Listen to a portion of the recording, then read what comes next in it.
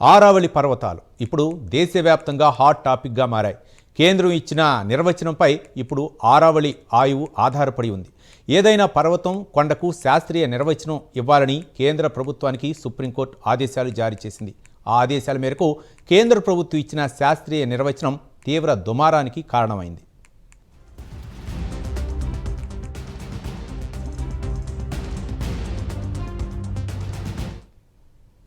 భూమి ఉపరితలం నుంచి కనీసం 100 మీటర్ల ఎత్తు ఉన్న వాటినే కొండలుగా పరిగణించాలని కేంద్ర ప్రభుత్వం ప్రతిపాదించింది. అంటే 100 మీటర్ల కంటే తక్కువ ఎత్తు ఉన్న ఆరావళి శ్రేణులను ఇక నుంచి కొండలుగా గుర్తించరు అన్నమాట.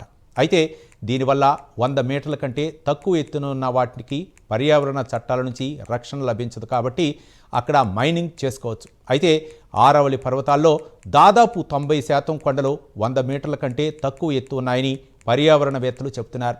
అంటే 90% ఆరావళి ప్రాంతం మైనింగ్ జోన్లోకి మారిపోయే ప్రమాదం ఉంది.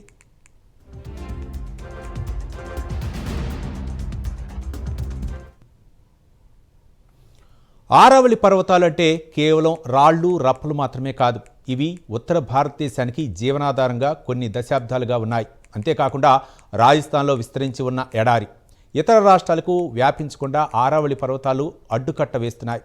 ఈ పర్వతాలు అంతరించిపోతే క్రమంగా మధ్య భారతదేశం వరకు థార్ ఎడారి విస్తరించే ప్రమాదం ఉంది. అంతేకాకుండా భూగర్భ జలాలను రీఛార్జ్ చేయడంలో కూడా ఈ పర్వతాలు కీలక పాత్ర పోషిస్తున్నాయి. ఇక కాలుష్యాన్ని కూడా ఈ పర్వతాలు నియంత్రణలో ఉంచుతున్నాయి.